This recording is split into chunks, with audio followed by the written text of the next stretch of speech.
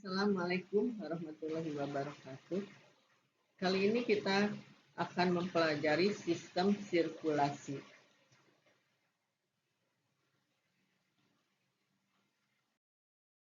Sistem sirkulasi pada manusia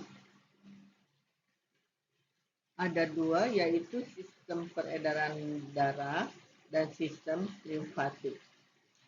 Fungsi dari sistem peredaran darah yaitu satu, mensuplai oksigen dan sari makanan dari sistem pencernaan ke seluruh jaringan tubuh.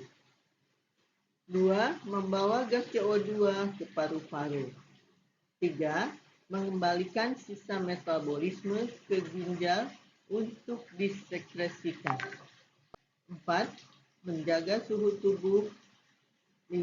Mendistribusikan hormon-hormon untuk mengatur fungsi sel-sel tubuh. Untuk sistem limfatik berfungsi mengalirkan cairan intestinum, mentransfer lemak, dan memfasilitasi reaksi imun.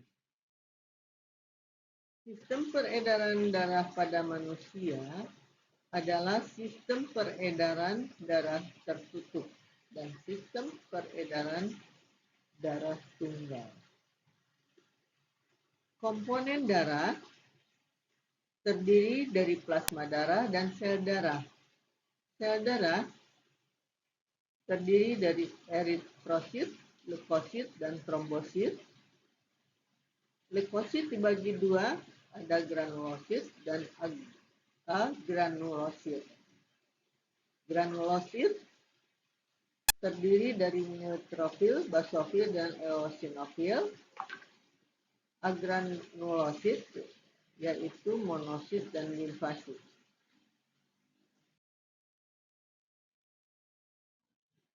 Struktur eritrosit berbentuk bikonkav seperti terlihat pada gambar.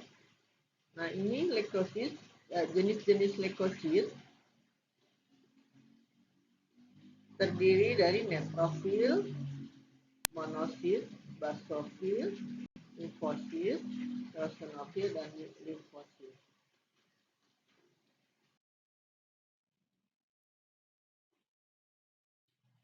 Kita beralih ke skema proses pembekuan darah.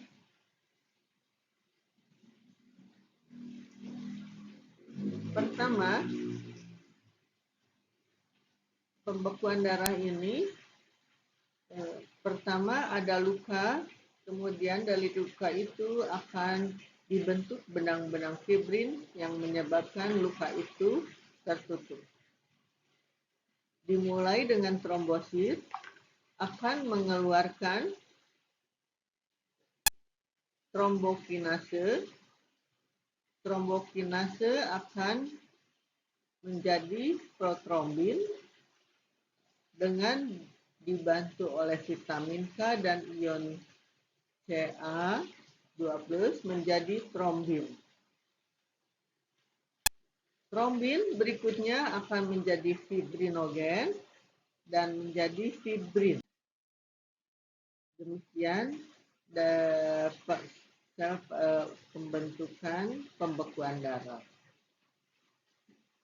Kemudian kita beralih ke golongan darah dan transfusi darah.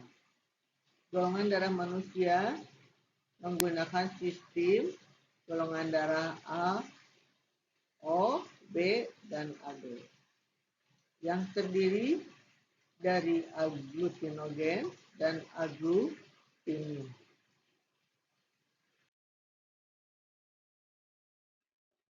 Kalian nanti bisa lihat, Anda bisa lihat di tabel tersebut bagaimana agglutinogen dan agglutinin. Berikutnya adalah alat-alat peredaran darah. Terdiri dari jantung, bagian-bagian dari jantung ini di bagian atas yaitu ada vena cava superior, kemudian ada aorta, atrium, kemudian ini adalah atrium kanan, ventrikel kanan, ventrikel kiri, kemudian atrium kiri dan aorta.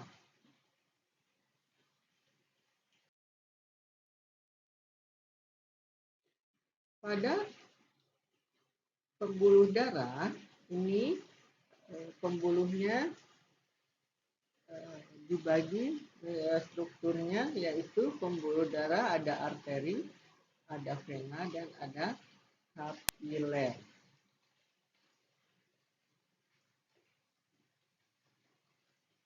Seperti terlihat dari gambar, bisa dilihat bahwa di sini yang paling dalam adalah lumen, endotel, kemudian jaringan ikat, otot polos, dan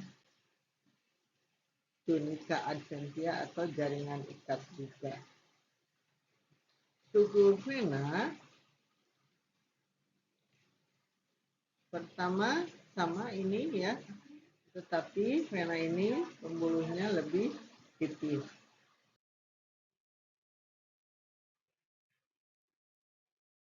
Peredaran darah manusia dibagi dua, yaitu sistem peredaran darah pulmo dan sistem peredaran darah sistemik. Peredaran darah pulmo yaitu dari jantung, kemudian ke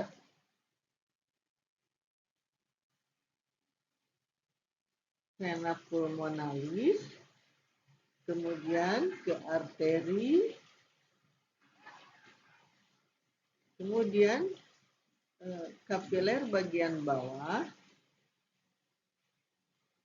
sistem yaitu sistem peredaran darah sistemik. Dari vena pulmo ini akan dialirkan ke aorta. Dari aorta dibagi-bagi lagi menjadi ada yang ke kapiler bagian atas, ke jantung, ke bagian dada, ke hati, kemudian ke bagian rongga usus. Kemudian setelah semuanya sampai ke jaringan dan sel, terjadi di sini difusi dan osmosis. Difusi, CO2 akan bertukar, oksigen akan diikat, kemudian akan mengambil CO2 baru ke kapiler, akan ke pembuluh vena, akan dialirkan, kemudian langsung semua ke pembuluh vena, ke kapiler, akhirnya menuju vena, ke vena bagian jantung.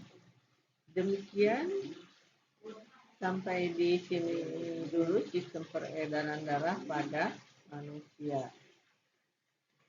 Terima kasih atas perhatiannya. Wassalamualaikum warahmatullahi wabarakatuh dan salam sejahtera untuk kita semua.